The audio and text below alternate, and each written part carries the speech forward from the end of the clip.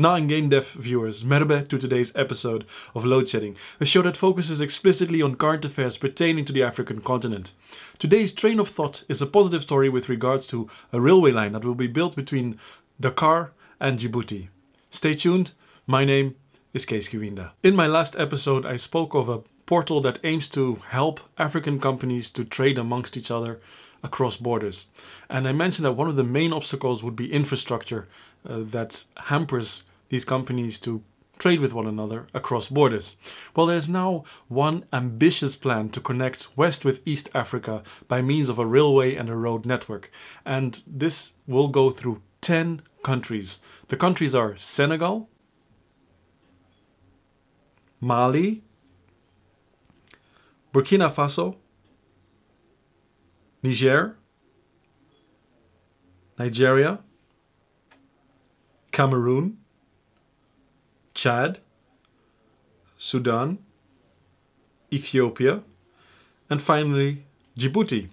And there are other railways planned across the continent, but we will focus on this one in this episode. Railway transportation was brought to Africa around the late 19th century, and from its introduction saw strong expansion for about 50 years. And one of the biggest names in this introduction of the railway system into Africa would be Cecil Rhodes, who had an ambitious plan of connecting Africa from Cape all the way up to Cairo.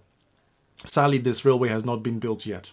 Anyway, past objectives of carrying primary commodities such as minerals, wood and tropical products from the interior of the continent to the port in order to carry those products to European metropolises generally influenced the network of these railways, in particular starting in the seaport in order to penetrate the hinterlands. To date, the entire African railway network is estimated at about 75,000 kilometers on a surface of 30.2 million square kilometers.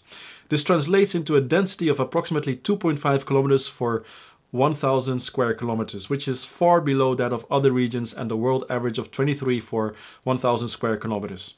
Okay, so in this episode we've somewhat zeroed in on the building of the railway and road network between Dakar and Djibouti, but I did say that there are plans by the African Union to build a whole host of networks, railway networks for the entire African continent and interlink them with one another. And there are major obstacles for this, including this line between Dakar and Djibouti. So I've come up with 5 main obstacles that I see that could hamper the progress of this lovely project. Here they are. African railways consist mostly of single lines penetrating inland from the coastal seaports with little interconnections, with the exception of southern Africa and some parts of North Africa. The average technical speed of African railways are about 30 to 35 kilometers per hour, and the commercial speeds are even lower. 16 countries do not have railway lines or sections of international lines. The national railway networks in sub-Saharan Africa are mostly independent of each other, except some parts in the East and Southern African railway systems, which are interconnected. Other African interconnected railway systems are those of Burkina Faso to Côte d'Ivoire and Senegal to Mali and Ethiopia to Djibouti. Technical characteristics also come into play. You see, the African railway networks are characterized by different gauges, metric and standard, as well as a whole other host of divergent specifications and standards. And this has resulted in Africa not being able to come up with an interoperable and interconnected railway network across the continent. And then there's the issue of funding. Instead of having one big budget to which every country has contributed and put some money aside, they have to do it separately, and everybody is individually, every country that is individually responsible for the railway in their respective countries. And this is not, this is easier said than done. The next point on my list is political instability and terrorism. Sadly, there are quite a bit of militants and terrorists active in the region, and what terrorists usually do is they go for important landmarks and destroy them, and the railway would be such a target. And the political instability in the region, well, that speaks for itself. When a regime is ousted, rules can easily be changed, and then people could decide that the railway is not as important as the previous regime thought, and then this could completely hamper or stop the process or progress of building such a railway. And this ties back into my previous point of the funding.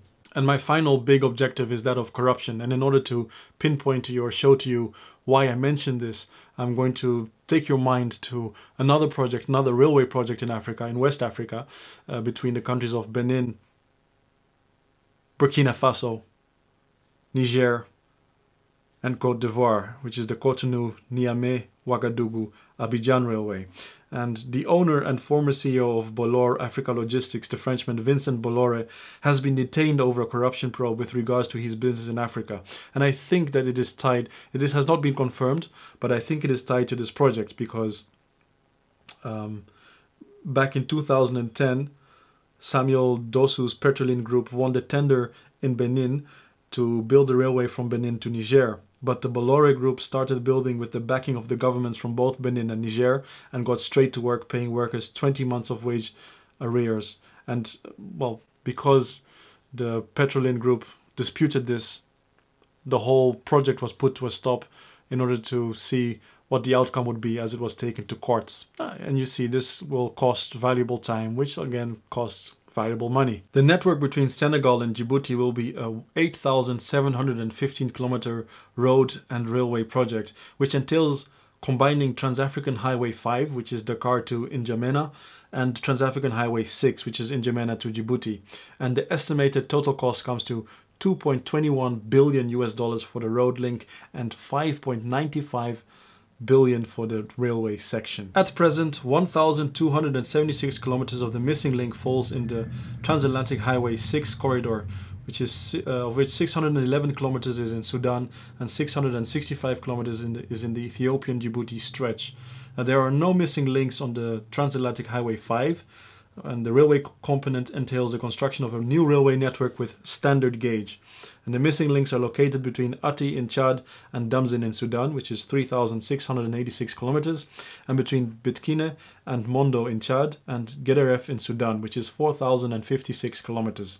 The completed railway line will run through Dakar, Tambacounda, and Kédougou in Senegal, Kénibu, Bamako, and Bougouni Sikasso in Mali, and Bobo Dioulasso in Burkina Faso, covering a distance of approximately 3,871 kilometers. Needless to say, though this project could take years before it's completed, once it stands though, the outcome of it will be only positive, because it will help the infrastructure in the region so that economic development is enhanced faster, and intertrade amongst these countries, these 10 countries, as well as the countries surrounding them, will greatly be enhanced or heightened. Now, I did mention in the previous video that infrastructure is a big obstacle for intertrade across borders in Africa, and this is something that we really need to focus on because we are lagging far behind compared to other continents. We are standing at the mere 12%, and this can be much higher. And I think that once we start trading with each other, we'll actually start manufacturing more instead of just creating raw materials. Now, in sales we have a saying which is low-hanging fruits, and when you compare intertrade amongst African borders in comparison to having to export our products to other continents, this would be a low-hanging fruit because we're closer to each other, so that only makes it easier. Why on earth don't we do it more? Well, that was it for today. I'd like to hear your thoughts on this video. Do you agree with my 5 obstacles that I've mentioned, or do you not agree with them? Do you think that these 10 countries will be able to collaborate together in order to bring this railway line to fruition? I'd like to hear it from you, and if you have any other comments or suggestions or questions, please put them in the box below as well, and I will definitely get back to you. If you liked this video, don't forget to like it, press the like button. And don't forget to share it with your friends, because the more we're able to share this positive news with each other, the harder we work. At least that's my thoughts on it. I'm on several platforms. They've been appearing in the screen below. Kindly subscribe to them, and till next time, that's it for today. My name is Kees Kibinda.